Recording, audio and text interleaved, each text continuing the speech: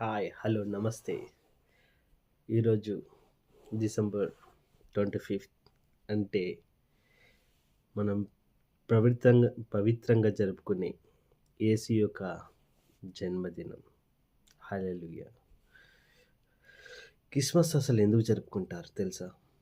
మన యేస్తు క్రీస్తు ప్రేమ, క్షమ, శాంతి, సేవ, త్యాగం ఈ విలువలను మనకు నేర్పించారు కాబట్టి.